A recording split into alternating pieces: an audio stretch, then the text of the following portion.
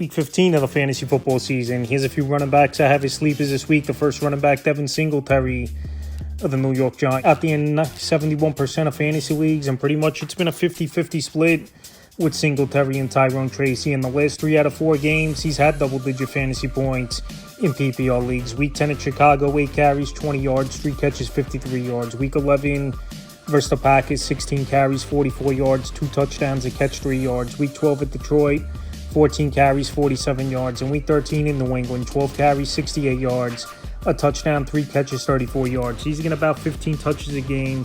Pretty much a 50-50 split with Singletary and Tyrone Tracy in the backfield for this New York Giant team. And coming off a bye week and a good matchup versus the Commanders, I give up the 6th most fantasy points to running backs on the season. Even though I know Singletary's been a touchdown-dependent running back, but he's still getting the carries. He's getting a lot of goal line work more than Tracy when the Giants are in that position.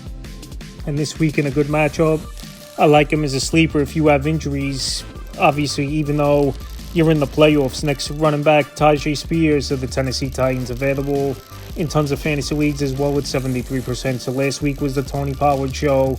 He had a big game, but this week I think it's going to be a ball game. They'll be trailing early and often, and that's obviously where the passing downs back and Tyjae Spears comes into play. Week 11 versus Houston, 4 carries, 3 yards, 5 catches, 31 yards. Week 12 versus the Seahawks, 3 carries, 4 yards, 4 catches, 21 yards. And Week 13 versus the Jaguars, 2 carries, -1 yard, 6 catches, 25 yards.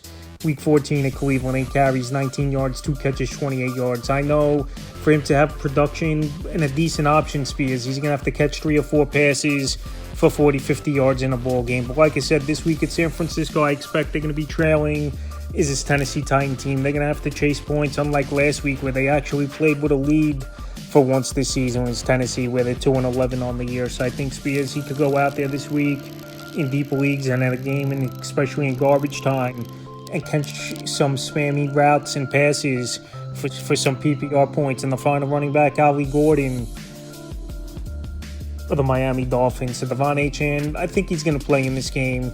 And Ali Gordon, I know he was the backup to Jalen Wright in last week's game, but he's still the big physical back at the goal line and obviously in short yardage. And we've seen some decent games from Ali Gordon in his rookie season. The last few weeks, Week 11 versus Washington, 9 carries, 45 yards, a touchdown.